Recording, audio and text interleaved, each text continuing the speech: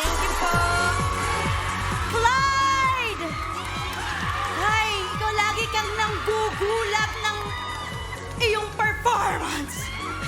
Grabe ka, Clyde. Nagulat din kaya ang ating judges. Tanungin na natin, Ate Reg? Hello. Alam mo, gusto ko yung medyo may pagka-theatrical yung kanyang act. Yung last week din, gano'n, no? Or last week ba yun? Or last 2 weeks?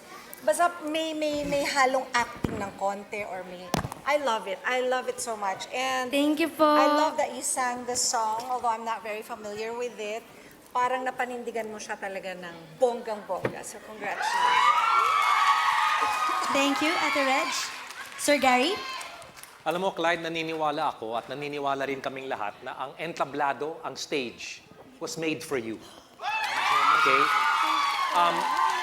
Iba kasi pag naririnig ang isang kanta na may mensahe. Iba rin pag may kasamang visuals. Kasi binibigyan pa ng mas maraming, mas malalim na buhay yung kanta. At yan ang ginawa mo ngayon, Clyde. Very good job. Thank you, Sir Gary.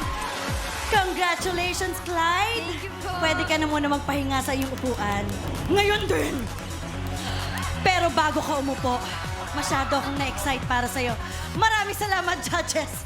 Hi! Eto na nga para sa inyong viewers. Kapag binuksan na ang inyong voting lines, just use your registered Google Mail account. Scan nyo lang po ang QR code na nakikita ninyo sa inyong screen or log on to joinnow.ph/idolkidsph. At i-click nyo lang po ang picture ni Clyde para iboto siya. Thank you po. Eto na talaga, pwede ka na talaga maupo.